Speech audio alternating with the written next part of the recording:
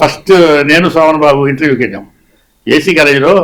మొదలు నాగభూషణ్ శర్మ అని చెప్పి ఒక డెమాన్స్ట్రేటర్ గాను లెక్చరర్ వచ్చాడు. అప్పుడు ఆయన నాటకాలు వేద్దామని మా ఎంతో ఎంకరేజ్ చేశాడు ఏసీ గారు. చేసి ఆడిషన్స్ పెట్టాడు. అదే వచ్చి పలానా చూడండి మీరు సెలెక్ట్ చేసుకుంటామని. నేను సోమన్ బాబు వెళ్ళాం. అప్పుడు ఫస్ట్ స్టార్టింగ్ అక్కడ. అప్పుడు సోమన్ బాబు మాకు ఆయన పుస్తకం తీసి ఇట్లా ఈ డైలాగ్ చెప్పండి అని చెప్పి ఇచ్చాడు. మాకు ఇస్తే నేను చదివాను, సోమబాబు చదివాను, అందరూ చదివితే నేను చదివాను. అదేంటంటే నోర్మై విశ్వాసఘాతకి, నీకు విశ్వాసం లేదు. నేను నీ వివాహమాడ మునుపు నీ స్థితి ఏమిటి? ఒక నీచ కులస్తురాలివి. నీ తండ్రి మా తండ్రి ఆస్థానంలో ఒక సామాన్య నౌకరు. నువ్వు నీ తల్లి ఆ పాడి గుడిసెలో పడి కుడుతున్నారు. అప్పుడు నాకంట పడ్డావు. నీ మీద దయతలిచి నిన్ను నా మందిరానికి రప్పించి ఆదరించి గౌరవించి నీకు ఇంత పేరు ప్రతిష్టలు సంపాదించి పెట్టాను. ఆ తర్వాత మా రాజవంశ సంప్రదాయాలని అతిక్రమించి నా పట్టమై శపిష్టాన్ని సరుకు చేయకుండా నేను పెళ్లి చేసుకున్నాను. అంతేకాదు, నీకు సకల ధన కనక వస్తువాహనాన్ని సమకూర్చాను. నా మేనమామ రాజేంద్ర మహేంద్ర నృసింహను పాలుడు నాకు ముద్దుగా బహుకరించిన ఈ దివ్య భవ్య హరిమ రాజాన్ని నీకు ప్రణయకానిగా సమర్పించాను.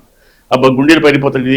కాసేప మనవాడు జంధ్యాల నేను వేసావు నాటకం ఇక్కడ విజయవాడ. అది నాటకం అనే నాటకం డివి నరసరాజుది. అందులో వేసాం. అందులో నిర్మల స్టేజ్ మీద వేసిందంట. విన్నప్పుడు విజయరామవుడు నేను కేవీ శర్మ వేసేవాడంట అంతకుముందు వాడు ట్రూప్లో ఈ క్యారెక్టర్. ఆయన అంటాడు, పాపం ఆయన సరిపోయాకున్నారు. ఆయన ఎవరు, రావణ పంతులు గారు, వినకుండా రావణ పంతులు గారు అంటారు, బాబు నీ ధాటికి మేము తట్టుకోలేమో, కొంచెం ఎక్కువ తగ్గించి మాట్లాడు. ఓ కేవీ శర్మ గారు మించిపోయావా బాబు అన్నారు. అప్పుడు అది కూడా జరిగి మాకు ఎంత రామచంద్ర గారు చనిపోకముందు మళ్ళీ మెడ్రాస్ వెళ్ళేసాం. మెడ్రాస్లో కూడా ప్రదర్శించాం. సేమ్ టు సోమన్ బాబుతో ఏమో ఏసీ కదా చేసాం. మళ్ళీ ఆంధ్ర యూనివర్సిటీలో జిపి రావు అని ఐఏఎస్ అమెరికన్ రాయబారిగా వెళ్ళాడు. ఆయన మా ఫ్రెండ్ ఎస్ఏ ద్వారా డీజీపీ, ఆయన మా కొలీగే. మేమంతా బాగా క్లోజ్గా ఉండేవాళ్ళం ఆంధ్ర ఇన్స్టిట్యూట్లో. University best actor, AC college best actor, Andhra university best actor, all India best actor, మామూలు ప్రొడక్షన్ చెప్పకల్లా మామూలు ప్రొడక్షన్స్ అన్ని బెస్ట్ యాక్టర్, బెస్ట్ డైరెక్టర్ అయిన వచ్చి. నాకు గురువులు ఎవరు లేరు కానండి. నా గురువు విశాఖపట్నంలో రాబుజీ అని ఆయన మరో మోజర్ నా వాయిస్ విని తీర్చిదిద్దాడు. ఫస్ట్ వచ్చారు, చూశారు మీరు ఎక్కడ నన్న మేమే విజయవాడ మటు మేమే. మురళీమోహన్ చూశానండి, బాగున్నాడు. అన్నగారు గంధాలలో చూసా, పాస్ అయిపోతున్నాడు. అక్కడ ఎవరన్నా మురళి రాజ్బాబు అన్నారు.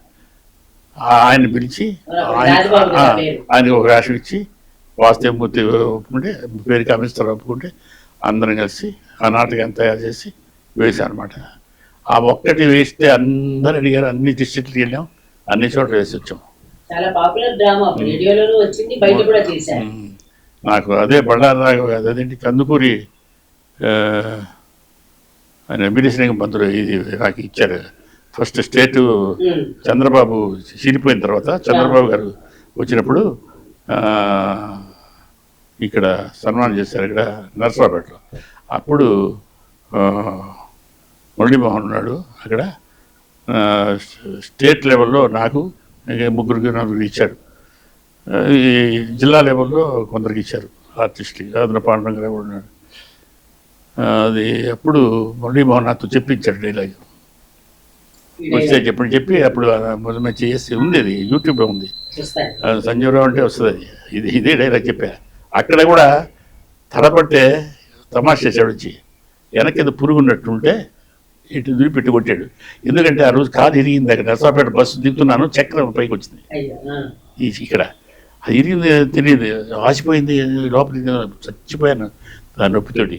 అట్లాగే కట్లు కట్టించుకొని కోడిల శివప్రసాద్ వాడు హాస్పిటల్లో ట్రీట్మెంట్ తీసుకొని అక్కడ స్టేజ్ మీదకి వస్తే అక్కడ మైక్ ఇచ్చాడు చెప్పబోతుంటే డైలాగు ఒక లెవెల్లో ఆధునిక మానవుడని తిరగాలి కదా స్టేజ్ మీద.